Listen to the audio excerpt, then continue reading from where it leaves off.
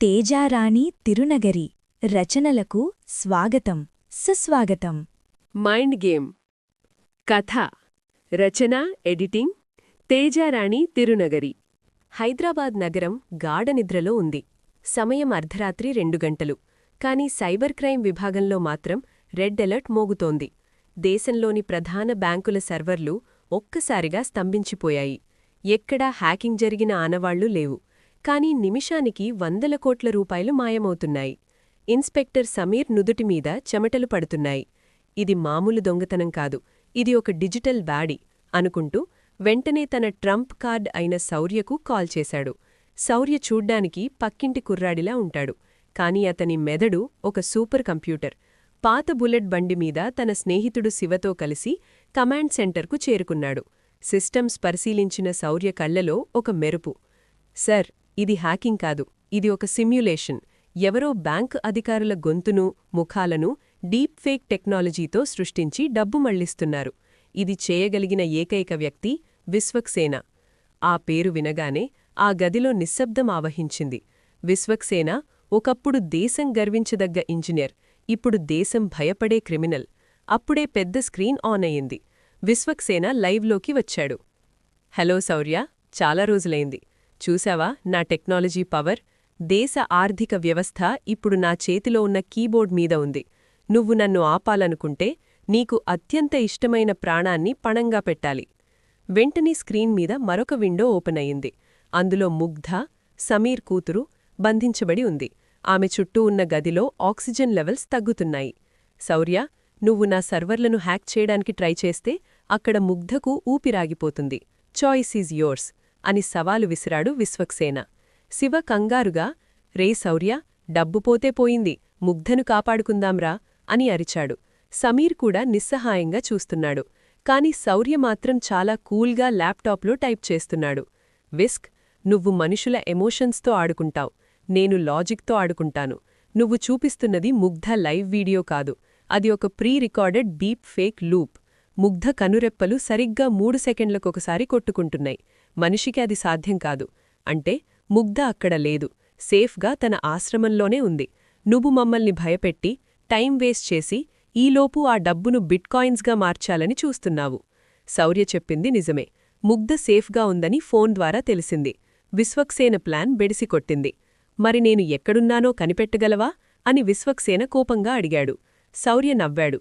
నీ వీడియో బ్యాక్గ్రౌండ్లో చిన్న శబ్దం వినిపిస్తోంది. అది సముద్రపు అలల ఫ్రీక్వెన్సీ. నువ్వు వైజాగ్ తీరంలో ఒక కంటైనర్ షిప్లో ఉన్నావు. శౌర్య ఇచ్చిన ఇన్ఫర్మేషన్తో నేవీ ఆఫీసర్లు షిప్పును చుట్టుముట్టారు. విశ్వక్సేన అరెస్టయ్యాడు. కొన్ని నెలలు గడిచాయి. విశ్వక్సేన జైల్లో ఉన్నాడు. నగరం ప్రశాంతంగా ఉంది. అనంతగిరి కొండల్లో ఒక సాయంత్రం. శౌర్య, ముగ్ధ సూర్యాస్తమయాన్ని చూస్తున్నారు. శౌర్య, నీకు మెషీన్ల మీద ఉన్న ప్రేమ నా మీద ఉందా అని ముగ్ధ అల్లరిగా అడిగింది. శౌర్య ఆమె కళ్లలోకి చూస్తూ, కంప్యూటర్కి పాస్వర్డ్ ఉంటేనే లాగిన్ అవ్వగలం, కానీ నా హృదయానికి పాస్వర్డ్ నువ్వే ముగ్ధా, లాగిన్ అవసరం లేదు, ఎప్పుడూ కనెక్టయ్యే ఉంటావు అని బదులిచ్చాడు. ఆ మాటలకు ముగ్ధ సిగ్గుపడింది. కాని ఆ ప్రశాంతత ఎంతసేపూ నిలవలేదు. సిటీలోని హాస్పిటల్స్లోని పేషెంట్ల డేటా మారడం మొదలైంది. షుగరున్నవాళ్లకి బీపీ మందులు, ఆపరేషన్ అవసరం లేనివాళ్లకి సర్జరీలు, ఒక గందరగోళం. శౌర్యకు ఒక ఆడియో మెసేజ్ వచ్చింది. అది విశ్వక్సేన గొంతు కాదు, ఒక ఆడగొంతు. విశ్వక్సేన కేవలం నా ఆయుధం, నేను అతని గురువును, నన్ను షాడో అని పిలుచుకోవచ్చు. నువ్వు నా శిష్యుణ్ణి ఓడించావు, దానికి బదులుగా నేను నీ ప్రపంచాన్ని చీకటి చేస్తాను. మరుసటి రోజే ముగ్ధకు ఒక కొరియరొచ్చింది. అందులో ఒక వర్చువల్ రియాలిటీ వీఆర్ హెడ్సెట్ ఉంది. తెలియక ముగ్ధ దాన్ని పెట్టుకుంది. అంతే, ఆమె మెదడు హ్యాక్ చేయబడింది. ఆమె స్పృహ కోల్పోయింది. డాక్టర్లు, ఇది కోమా కాదు, ఆమె బ్రెయిన్ ఒక డిజిటల్ లూప్లో ఇరుక్కుపోయింది అని చెప్పారు. ముగ్ధను కాపాడాలంటే శౌర్య కూడా అదే డిజిటల్ ప్రపంచంలోకి వెళ్ళాలి. ఇది ప్రాణాలతో చెలగాటం. శౌర్య, వద్దు, నువ్వు కూడా కోమాలోకి వెళ్ళిపోతావు అని శివ వారించాడు. ముగ్ధలేని లోకం నాకెందుకు శివ అంటూ శౌర్య తన మెదడును సర్వర్కు కనెక్ట్ చేసుకున్నాడు. వర్చువల్ ప్రపంచంలో షాడో ఒక రాక్షసిలా ఎదురయ్యింది. అక్కడ భౌతిక యుద్ధం లేదు, మేధో యుద్ధం. షాడో, ఇక్కడ నేను దేవుణ్ణి శౌర్య, నీ లాజిక్ ఇక్కడ పనిచేయదు. శౌర్య, వైరస్ ఎంత బలమైనా ఒక చిన్న రీబూట్ దాన్ని చంపేస్తుంది. నేను నా మెమరీలోని కొంత డేటాని డిలీట్ చేయడానికి సిద్ధంగా ఉన్నాను. నా చిన్నతనం జ్ఞాపకాలు పోయినా పర్వాలేదు, ముగ్ధ మాత్రం బతకాలి. శౌర్య తన మెదడులోని కొంత డేటాని త్యాగం చేసి ఒక యాంటీవైరస్ బ్లాస్ట్ సృష్టించాడు. ఆ పేలుడులో షాడో సృష్టించిన డిజిటల్ ప్రపంచం కూలిపోయింది. ముగ్ధ స్పృహలోకి వచ్చింది. షాడో లొకేషన్ నెదర్లాండ్స్ అని బయటపడింది. ఇంటర్పోల్ ఆమెను అరెస్ట్ చేసి ఇండియాకు తీసుకొచ్చింది. విశ్వక్సేన మరియు షాడో ఇద్దరూ ఇప్పుడు హైదరాబాద్లోని అత్యంత భద్రతగల హైటెక్ జైల్లో వేరువేరు గదుల్లో ఉన్నారు. వారికి ఇంటర్నెట్ లేదు, ఎలక్ట్రానిక్స్ లేవు. కానీ ఒక రోజు ఉదయం ఆ ఇద్దరూ మాయమయ్యారు. సీసీటీవీ కెమెరాల్లో ఏమీ రికార్డు కాలేదు, గోడలు పగల్లేదు. వారు ఎలా తప్పించుకున్నారు? శౌర్య జైలును పరిశీలించి షాక్ అయ్యాడు. సర్, వాళ్లు టెక్నాలజీని వాడలేదు, ఫిజిక్స్ని వాడారు.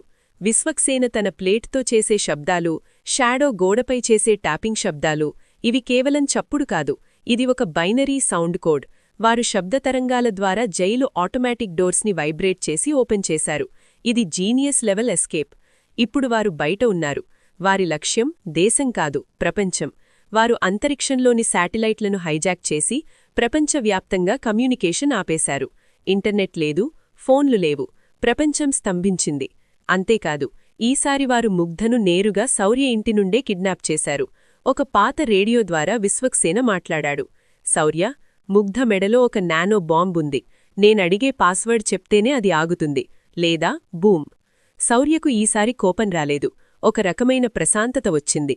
అతను తన పాత పరికరాలతో విశ్వక్సేన దాక్కున్న అండర్గ్రౌండ్ బంకర్ని కనిపెట్టాడు. బంకర్లోకి శౌర్య ఒంటరిగా వెళ్లాడు. ఎదురుగా విశ్వక్సేన, షాడో, మధ్యలో ముగ్ధ. ఏది శౌర్య, నీ తెలివితేటలు ఇప్పుడు చూపించు. ఆ బాంబ్ ఆగిపోయే కోడ్ చెప్పు. శౌర్య జేబులోంచి ఒక చిన్న పెన్ డ్రైవ్ తీశాడు. విస్క్, మనిషి అతిపెద్ద బలహీనత ఏంటో తెలుసా? నేనే గొప్ప అననుకోవడం. నువ్వు జైల్లో ఉన్నప్పుడు షాడోతో మాట్లాడిన ఆ శబ్దాలున్నాయి చూశావు, వాటిని నేను రికార్డ్ చేశాను. నువ్వు ప్రపంచాన్ని మార్చగలవు, కానీ నీ ఈగోని మార్చలేవు. అందుకే ఆ శబ్దాలనే నీ మెయిన్ సర్వర్ పాస్వర్డ్గా పెట్టావని నాకు తెలుసు. శౌర్య ఆ ఆడియోను ప్లే చేశాడు. ఆ శబ్దం వినగానే టిక్ టిక్ అంటూ ముగ్ధ మెడలోని బాంబ్ డీయాక్టివేట్ అయ్యింది. అదే సమయంలో బంకర్లోని మెయిన్ సర్వర్లు లాక్ అయిపోయాయి. సమీర్ తన టీంతో వచ్చి చుట్టుముట్టారు. యుద్ధం ముగిసింది. కొన్ని రోజుల తర్వాత ఒక అందమైన ఫంక్షన్ హాల్లో శౌర్య ముగ్ధ పెళ్లి జరుగుతోంది. పెళ్లిపీటలమీద ముగ్ధ శౌర్య చెవిలో గుసనిసలాడింది. శౌర్య, ఇక లైఫ్లో ఈ టెక్నాలజీ గొడవలుండవు కదా? శౌర్య నవ్వి ఆమె మెడలో తాళి కడుతూ, టెక్నాలజీ అనేది ఒక ప్రవాహం ముగ్ధ, అది ఎప్పుడూ ఉంటుంది. కాని ఆ ప్రవాహంలో కొట్టుకుపోకుండా మన చేతిలో ప్రేమ అనే తెడ్డు ఉండాలి. ఇప్పుడా తెడ్డు నా చేతిలో ఉంది, నా పడవలో నువ్వున్నావు. ఇక భయం లేదు. దూరంగా ఇన్స్పెక్టర్ సమీర్, శివ నవ్వుతూ అక్షింతలు వేస్తున్నారు.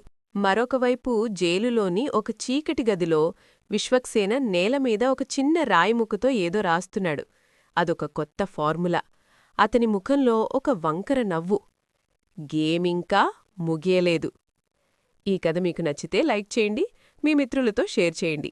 ఇలాంటి మరిన్ని వైవిధ్యమైన కథల కోసం మా ఛానల్ని సబ్స్క్రైబ్ చేసుకోవడం మర్చిపోకండి.